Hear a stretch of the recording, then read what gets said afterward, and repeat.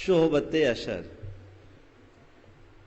विज्ञान भी इस बात को मानता है कि हमारा जो स्वभाव है इसमें मुख्य रूप से विज्ञान के अनुसार दो बातें हैं, एक हेरिडिटी और दूसरा एनवायरमेंट। आनुवांशिक गुण के तरह के अनुरूप हमारे जीवन का स्वभाव बनता है। दोष गुण जो भी आते हैं उसमें आनुवांशिक अंश बहुत बड़ा होता है, लेकिन उस पर सबसे ज्यादा प्रभाव एनवायरमेंट का होता है। हम जैसे वातावरण में रहते हैं, जैसे लोगों के बीच होते हैं, हमारा वैसा स्वभाव हो जाता है। कुरल काव्य में लिखा है कि लोगों का ये भ्रमपूर्ण विश्वास है कि मनुष्य का स्वभाव उसके मन में रहता है। बहुत ध्यान से सुनना।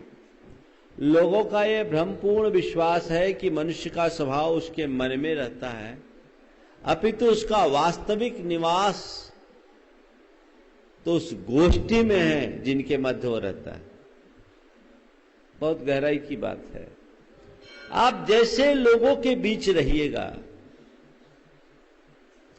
आपके भाव, आपके विचार, आपका व्यवहार, आपका चरित्र वैसा हुए बिना नहीं रहेगा।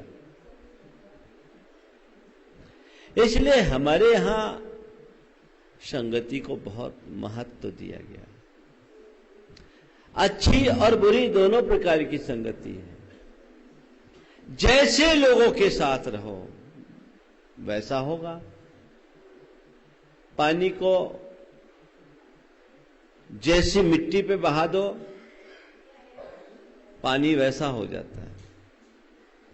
मन पानी की तरह है, वो जैसे वातावरण में रहता है वैसा होता है। नीतिकारों ने लिखा है, हीयते ही मतिस्तातः हीनैष समागमात् समयश्च समतामेति विशिष्टैश्च विशिष्टताम्। यदि हम हीन व्यक्तियों के मध्य रहते हैं तो हमारी बुद्धि भी हीन हो जाती है। समान व्यक्ति के साथ रहते हैं तो समान बनी रहती है, और विशिष्ट व्यक्ति के साथ रहते हैं तो हमारी मति में वैशिष्ट प्रकट हो जाता है। मनोविज्ञान भी इस बात को बहुत अच्छे से स्वीकारता है। हमारा जीवन एक लता की तरह है। यदि वो लता किसी स्तंभ का आश्रय पाती है तो आसमान को छूने में समर्थ हो जाती है, और वही लता यदि किसी कुएं के पाट में उतर जाए तो अधोगामी हो जाती है। आपने देखा, वो नीचे ही जाएगी। हमने अपनी जीवन लता को किस डायरेक्शन में आगे बढ़ाया, ये बहुत महत्वपूर्ण है। मनुष्य के जीवन में संस्कार का जितना स्थान है, मैं समझता हूं संगति उससे ज्यादा प्रभावी है। अनुभव तो ये भी बताते हैं कि संगति के प्रभाव से लोगों के संस्कार भी प्रभावित हो जाते हैं।